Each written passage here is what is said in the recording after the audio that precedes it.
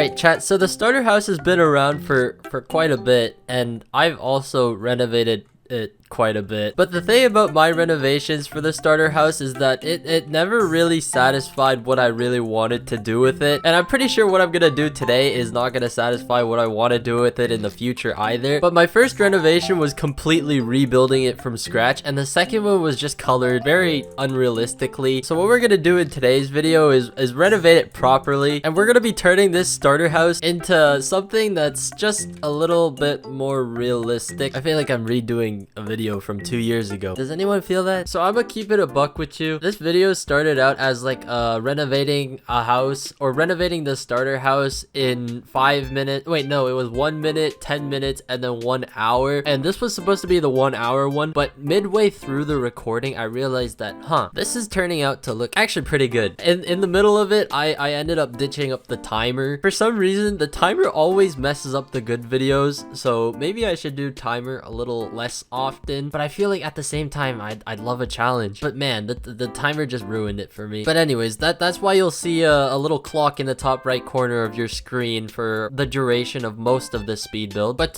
going back to the actual renovation, I started with the windows because I felt like that would be the easiest to do. Also, if you hear me munching, it's because I'm having breakfast right now and I'm recording this voiceover at like 7 a.m. in the morning. But anyways, getting the windows done was not the hard part. It was the shutters. I don't know if that counts as part of the windows, but once I got the hang of it, it was like, oh, I understand now. So then that process became really streamlined, and then I did this for all of the windows, and then I just replaced all the windows in the starter house with this new window that I built, because this new window is a lot better than the old window. And then I started working on this chimney section at the very front of the house, which, if I'm gonna be honest, does not make sense for it to be there because there's no fireplace indoors and there's no reason for there to need wait, I just realized that I end up building a kitchen here, so then there is a reason for there to be a chimney and an exhaust. Oh, I'm such a genius. Don't skip to that part, you should watch this instead. Anyways, I put a chimney here without knowing that I would put the kitchen there, in hopes of kind of like splitting up this 8 grid slot long wall, whatever it is. And it's because I said in the first renovation video that rule of thumb, you should not have a wall that's longer than 6 or 7, because then it looks really unnatural. I mean, walls are not natural, but you get the point. And then once I got the chimney shape done, I moved over onto the entrance where I wanted to build a canopy overhang type thing with a porch section. You know, those things you always see in those coquette houses. Oh yeah, and then I disconnected from the game. That was great. And when working with the overhang on the front entrance, I might as well get started on the roof shape, which I had a general idea for. It's just a bunch of gable roofs, as anyone would probably use for their starter home renovations. I actually don't know how many people do starter home renovations. I know YouTubers do it a lot because, you know, it's good content and it's kind of cool. But do actual players do starter home renovations? Because half the time I load into a game and a quote-unquote starter house renovation is adding a garage on the side of it and maybe just extending it. No one actually goes through the trouble of trying to make it look good and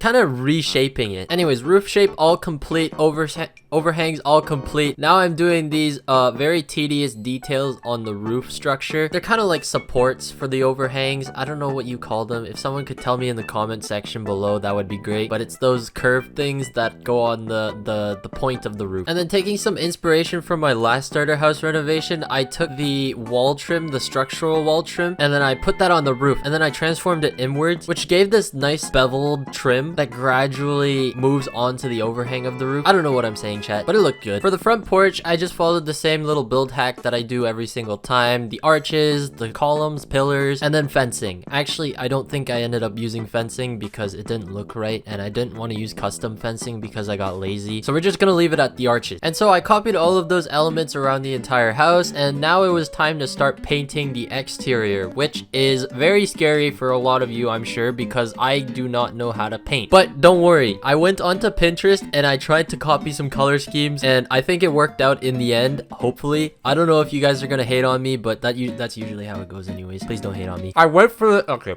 let me finish eating. Yeah, I went for this white, red, and gray tone color scheme, and it looked pretty good, I think. But you guys can tell me in the comment section below. Rate this house out of 10, so that way I know how I did. But anyways, I'm gonna skip over all the coloring bits, and I'm just gonna skip to the part where I start doing the custom decal trees, because nobody wants to watch me color, because that's hard to watch. I mean, you could argue that anything I do is hard to watch. But yeah, I've done decal trees so many times that I finished this in like maybe 5 minutes, maybe less. And then I started spamming these around the entire house. Sometimes it didn't look good, sometimes it looked okay, so I had to really mess around with the placement. In the end, I don't think I put any in front of the house. You know how the starter home had that one tree at the front? Yeah, no, we're not doing that. So I just put all the trees around the side, and then I even formed a little backyard for the house. And then here comes the really satisfying part where I just place a bunch of these grass bushes. Oh yeah, just watch me place them in a line. Yeah, but I spammed these around the entire house to make it look a little more overgrown and kind of integrated with the bloxburg items rather than just decal trees and greenery. But that pretty much wrapped it up for the exterior, and now it's time to work on the interior, where I start sectioning all of these individual rooms and kind of experiment with openings and stuff. In the end, I went for this quirky layout where I have this diagonal that splits up the kitchen, living room, and dining room, and then the rest of everything, which turned out pretty good. I think this is a pretty good layout, and probably the best layout I've seen for a starter home renovation. The first starter home renovation that I did does not count because I just completely ripped that thing apart and then just rebuilt it from ground up. So yeah, I'm really happy with this layout, and I think it really makes sense. And then I started making these very detailed openings with the trimmings and stuff, with the structurals and whatnot. It really doesn't add anything to the interior, but I thought it was a good idea to do it. And so I placed those openings on the walls that I made, and then I decided to do this one barn door thing. And learning from my previous experience building barn doors, I put a little more detail and trimming into this one because the original barn doors that I made were not that good looking. This one I put a trim using structurals around the glass pane, which added so much dimension to this thing. It looked amazing in the end. And then I got cracking on the kitchen.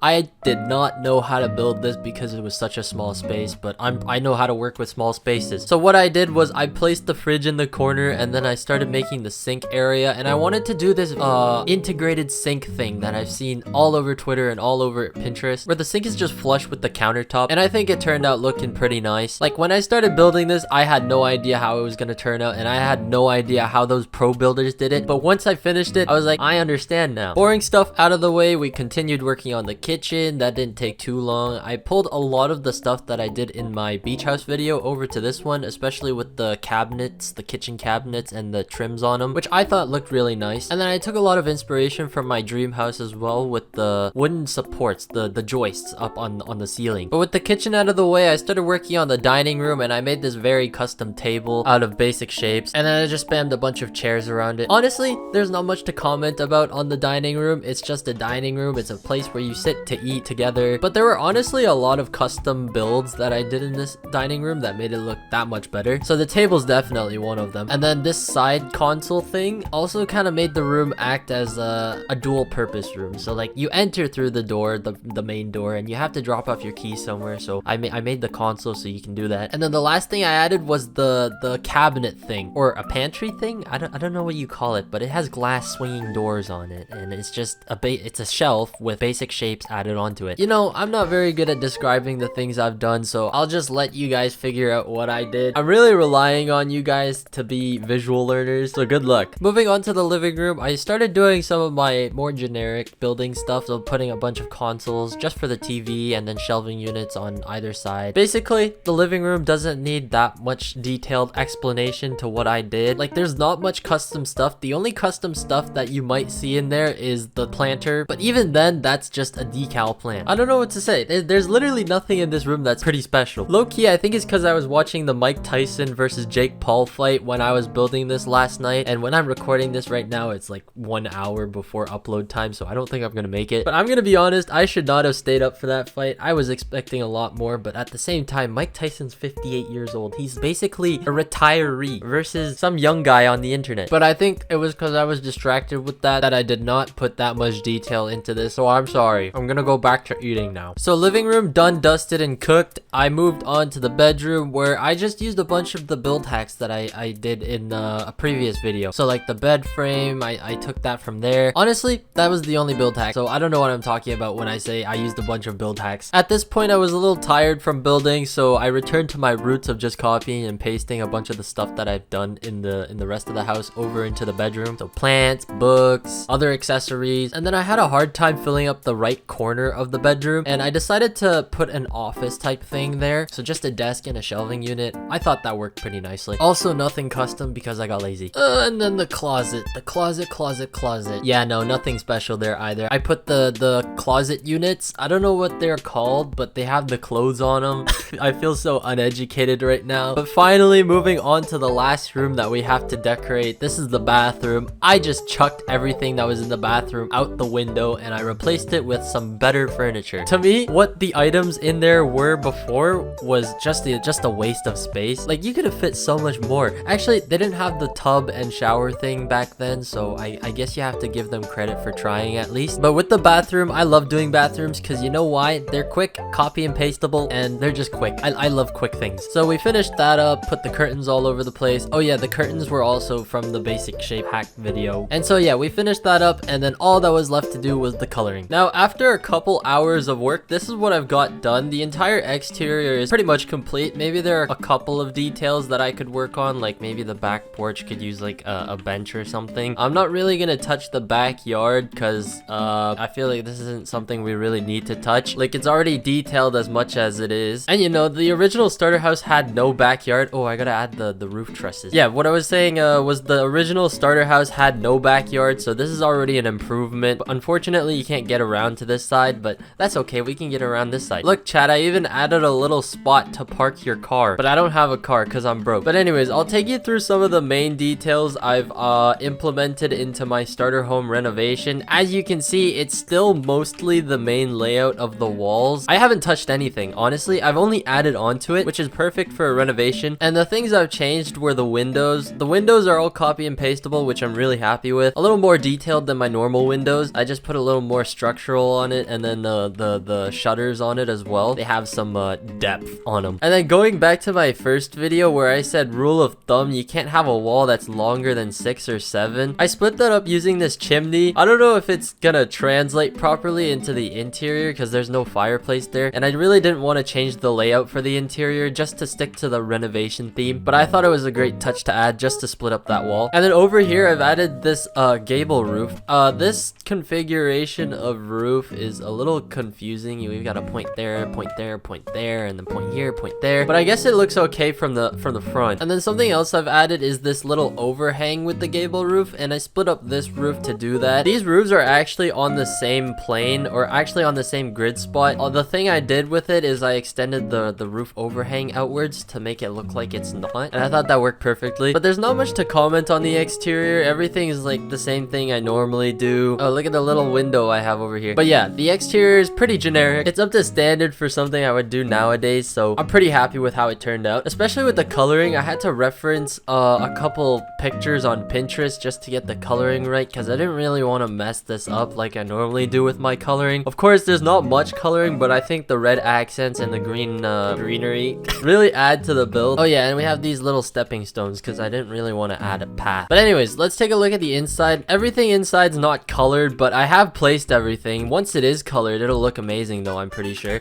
So once we enter, it's a little unconventional, but we have a dining room. Probably not the first thing you want to enter to, but I guess it's the most logical thing to place here given the layout that we have. But I've kind of split up the interior using these two walls. I actually haven't deleted any walls in the interior, and I've only added. So what I've done is I've added a couple walls just to split up the room uses. So obviously here's the dining room. We have a custom console right there, and then a custom shelving unit right here with glass opening doors. I don't know what you call those, but the cabinet doors, whatever. And inside we have all our kitchen plates, cups, more cups, mugs, and then that little wooden board thing. I thought that was a cool idea. I found that from Pinterest. And then we have a custom table right here as well. All we gotta do is color this, and I guess you could say that for the rest of the house as well. But moving on over here, we have a tiny little kitchen. I think it's a really nice space to work in. I found it really difficult to fit everything in just because it's so small, but we have everything we need. We have a fridge, nice little stove, custom sink thing. I wanted to do the thing where you have like the sink that's flush with the countertops, but I kind of messed that up here. As you can see, the basic shapes don't align, but that's a little transform plus error. And then everything back here is decorated as well. We have some custom cabinets up there as well. Oh yeah, and then I used a decal for this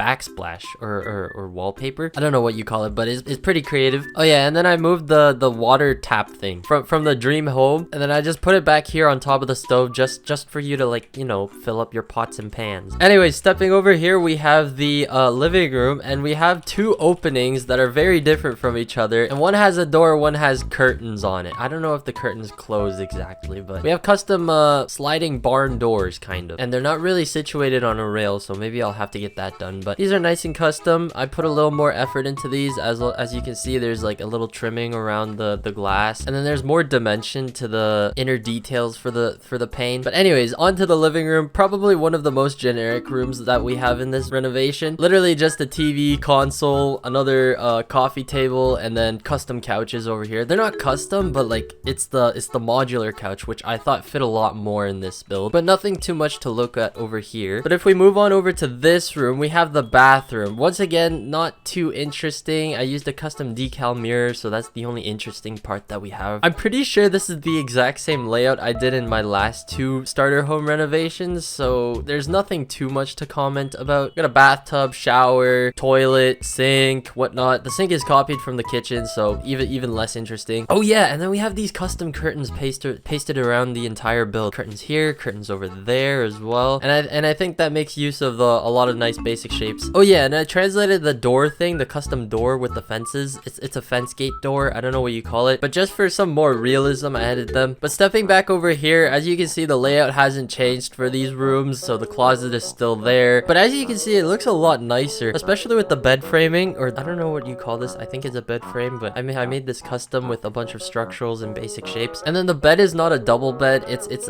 two beds pasted into each other. As you can see, they're kind of glitching over here, but a lot of the same elements. As you can see, the curtains, and then these are just normal bloxburg items. I didn't bother going into custom stuff because, you know, that was too much of a hassle for the bedroom, especially when it already looks pretty good. I didn't want to go too detailed with this. Maybe I'll add some wall trim later just to make it fit the exterior theme. And then if you open up these closet doors, you're gonna see some shirts and just a bunch of shelving units. I'm not gonna do that. Actually, maybe I will. Hold up, give me a second. Let's just make our way over into the bedroom. Yeah, so as you can see, once you open it up, it opens into the plant, so that's a little unfortunate, but it opens up and then you have all your clothes stored in here, so that's really nice. But aside from that, I think that's pretty much it for our renovation. This opens up to the back, and all we have to do now is just color. So guys, hold your breath, because I'm not one to know how to color. 5 hours later. Alright, so I've taken some time to color the interior of the house, and I gotta say, it looks like every other build I've done, so I might have fumbled on this. But now that we're done with the starter house renovation, it comes out to a total of $383,000, but I'm pretty sure if you take away all the custom decal, bushes, trees, it'll come out to around 150k or 200k, which is just a little bit more expensive than the original starter house, but you know, we're renovating it with unlimited budget, so it's just gonna have to do. Anyways, let's take a quick look at the interior, because we pretty much already went through the layout of the house earlier. So stepping on in, we have our dining room, and I've colored this a very generic wood tone, but it does look kind of nice, especially with the shelving unit back there. Got all our little bowls, plates, books colored, and then over here we have our living room, and I've made these